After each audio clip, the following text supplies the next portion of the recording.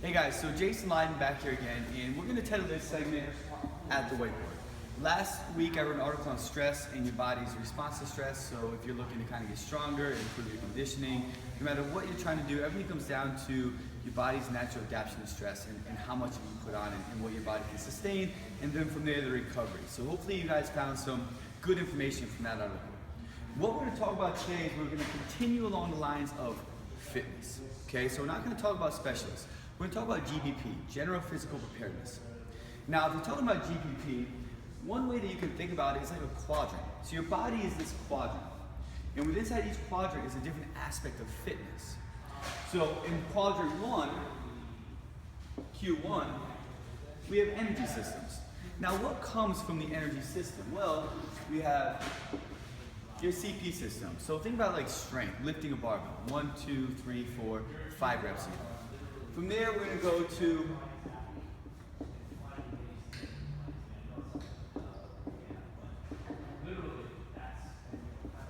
anaerobic alactate. Within inside this system, there's different zones, meaning we have 0 to 10 seconds, and for some people, we can go out to 0 to 20 seconds. This is just pure power, okay? This can be done with a barbell, but at a moderate weight where you can cycle it really fast, so there's no time to pause or rest, but also from body weight, right? So within inside here, we're talking about your absolute speed, 400s, 200s, I'm sorry, not 400s, but 0, 100-meter sprints, 50-meter sprints, and so forth. From here, we're gonna go to your lactate system. So this can go arguably, 30 to 60 seconds. We'll say that range. There's a lot to kind of discuss on that based off the person and based off what their body can sustain. But with your lactate system, and then your aerobic system. Now, inside the aerobic system, we're talking about sustainability. All different ways to train it. So maybe on another blog, another whiteboard post, we'll talk about how to train those systems. But this is one quadrant, Q1. Now we have Q2.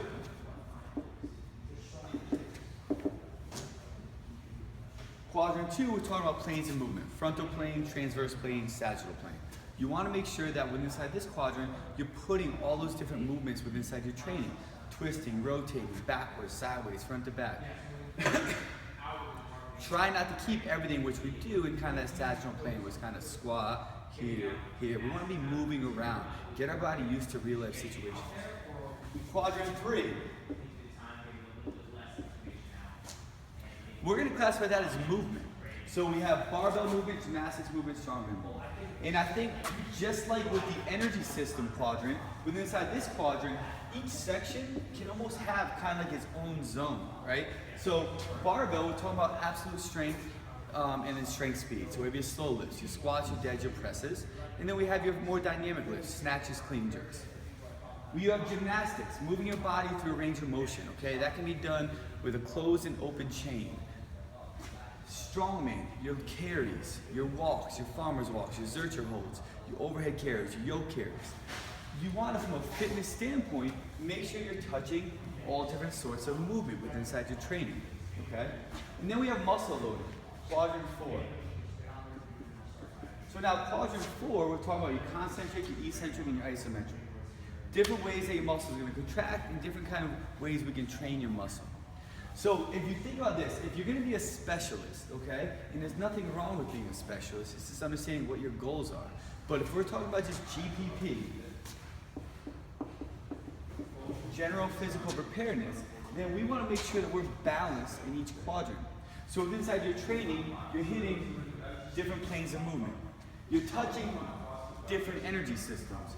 You're hitting different muscular contractions, and you're hitting different barbell movement.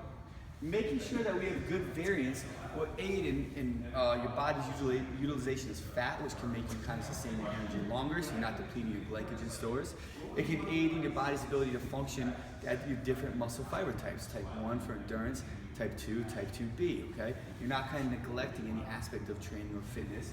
You're going through different range of motion, so if you want to kind of twist, rotate, pick an odd object up at a weird place, you're going to be fine with that. You're trained for it.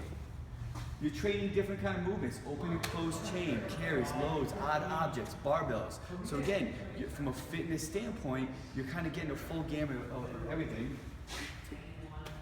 and you're cycling through on a weekly basis.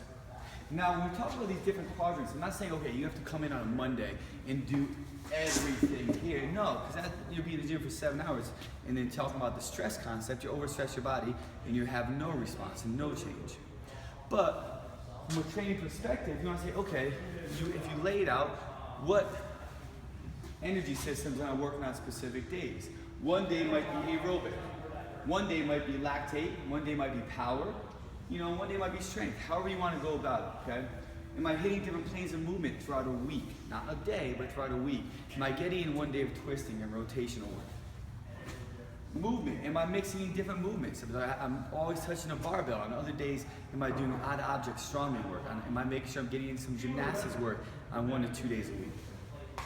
And then muscle loading, am I getting strong on the concentric phase? Am I strong in the eccentric phase? And I'm strong in the isometric phase. Again, all things look at over the span of the week.